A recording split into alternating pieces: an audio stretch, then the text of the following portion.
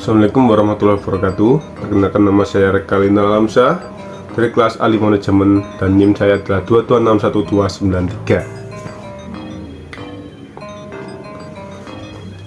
Hari ini saya akan belajar tentang perkembangan pemikiran manajemen. Teori manajemen aliran klasik oleh Frederick W. Taylor, Henry L. Frank Bungler, Gilbert, dan Lillian Gilbert adalah tokoh-tokoh di balik teori manajemen ilmiah. Mereka memikirkan suatu cara meningkatkan produktivitas dengan menangani kondisi kekurangan tenaga terampil melalui efisiensi para pekerja. Taylor disebut sebagai bapak manajemen ilmiah dengan karyanya Scientific Management yang telah memberikan prinsip-prinsip dasar penerapan pendekatan ilmiah pada manajemen dan mengembangkan sejumlah teknik-tekniknya untuk mencapai efisiensi. 4 prinsip dasar yang dikembangkan Taylor adalah: 1. Pengembangan metode ilmiah dalam manajemen. Agar suatu pekerjaan dapat ditentukan metode pencapaian tujuannya secara maksimal. 2. Seleksi ilmiah untuk karyawan agar para karyawan dapat diberikan tugas dan tanggung jawab sesuai keahlian. 3. Pendidikan dan pengembangan karyawan. 4. Kerjasama yang harmonis antara manajemen dan para karyawan. Teori manajemen organisasi klasik terinspirasi oleh Taylor tentang spesialisasi pekerjaan untuk meningkatkan produktivitas. Beberapa ahli manajemen beraliran teori organisasi klasik menyempurnakan teori manajemen Taylor. Henry Fayol adalah salah satu tokoh dalam kelompok aliran teori organisasi klasik. Dia menggunakan 14 prinsip manajemen. 14 prinsip menggunakan Henry Fayol yang hanya: 1. Bagian kerja, 2. Wewenang, 3. Disiplin, 4. Kesatuan perintah, 5. Kesatuan pengarahan, 6. Kepentingan bersama daripada individu, 7. Balas jasa atau imbalan, 8. Sentralisasi, 9. Hierarki, 10. Order atau susunan, 11. Stabilitas, 12. Stabilitas staff organisasi, 13. Inisiatif, dan 14. Semangat korps. Aliran perilaku. Aliran ini muncul karena ketidakpuasan tentang apa yang dikemukakan teori organisasi klasik tidak sebenarnya menghasilkan efisiensi produksi dan keharmonisan kerja.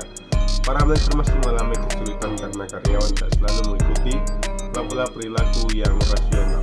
Anton Mayo mengatakan bahwa bila manajemen personal yang mendorong lebih banyak dan lebih baik dalam kerja, hubungan manusiawi akan menjadi baik. Bila moral efisiensi memburuk, maka hubungan manusiawi dalam organisasi juga terpengaruh menjadi buruk, sehingga harus ditemukan faktor-faktor pemotivasi bagi karyawan. Manajemen kontemporer. Teori manajemen kontemporer yaitu teori manajemen yang berkembang pada masa kini. Dimana dalam teori manajemen ini terdapat beberapa pendekatan, diantaranya: 1. Pendekatan sistem. Sistem berarti kumpulan bagian-bagian yang saling terkait berfungsi secara bersama untuk mencapai tujuan yang sama, sehingga teori sistem dalam manajemen kontemporer yakni luasan perspektif kemanusiaan yang berdasarkan organisasi sebagai sistem terbuka dengan karakter entropi, sinergi, dan ketergantungan antar subsistem. Dengan teori ini berarti antar sub ataupun divisi mempunyai hubungan yang saling membutuhkan antara yang satu dengan yang lainnya. 2. Pendekatan situasional atau kontingensi. Pendekatan ini menganggap bahwa efektivitas manajemen tergantung pada situasi yang melatar belakanginya.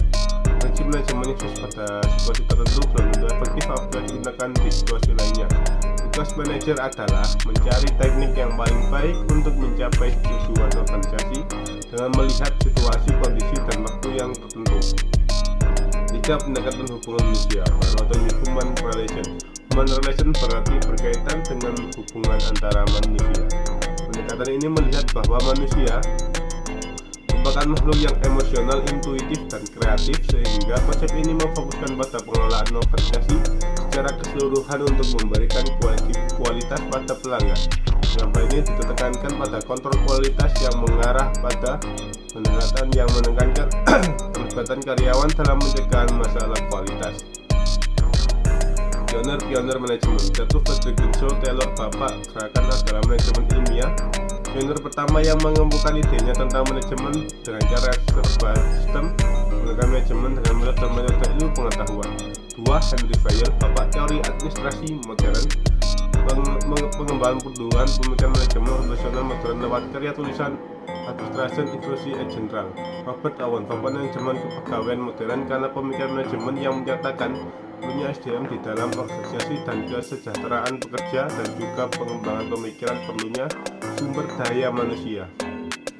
Charles Babbage, bapak komputer, karena pemikirannya tentang perlunya pembagian kerja dan penggunaan matematika dalam efisiensi Universitas dan material produksi.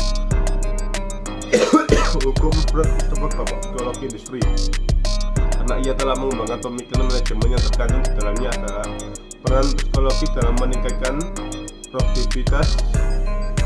6. James Watt dan Mr. Bolton, pengembangan pemikiran teknik manajerial dan pengembangan pegawaian. 7.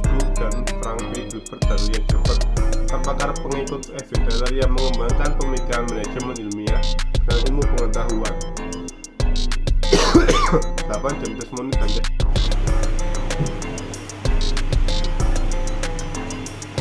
8. James Money, Chester dan Bernard Parker, ekonomi, sebagai pengikut Henry Fayol yang menuangkan pemikiran manajemen dengan teori sistem.